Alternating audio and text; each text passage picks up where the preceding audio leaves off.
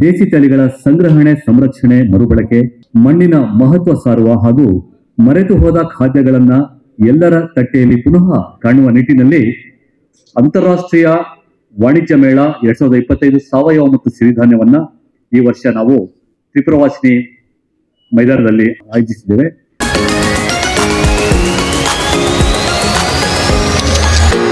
ಈ ಸಲ 10 ರಾಜ್ಯಕ್ಕೂ ರಾಷ್ಟ್ರದ ಅಂತಾರಾಷ್ಟ್ರೀಯ ಉಪನ್ಯಾಸಕರು ಭಾಗವಹಿಸಿದ Germany, Switzerland, Spain, Australia, Kenya, Tanzania, Italy ಮತ್ತು ಪೆರು, ಇಂಗ್ಲೆಂಡ್ ಈ ರೀತಿ ಎಲ್ಲರೂ ಸಹ ಬರಲಿಕ್ಕೆ ಅವರು ಸಹ ಇದನ್ನು ಆಸಕ್ತಿ ತೋರಿಸಿರ್ತಕ್ಕಂಥದ್ದು ಬಹಳ ಉತ್ಸಾಹದ ಕೆಲಸ.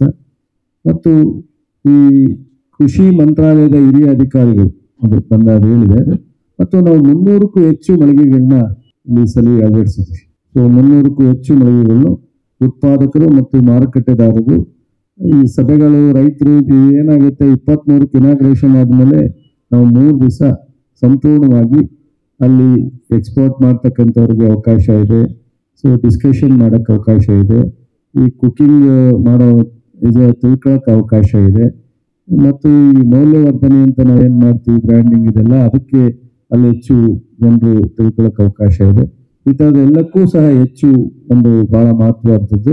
ಈ ಸಂದರ್ಭದಲ್ಲಿ ವಿಶೇಷವಾಗಿ ದೇಸಿ ತಳಿಗಳ ಸಂರಕ್ಷಿಸಿರುವ ಆಯ್ದ 15 ಜಿಲ್ಲೆಗಳಿಂದ 30 ರೈತರನ್ನು ಆಹ್ವಾನಿಸಿದ್ದೀವಿ ನಾವು.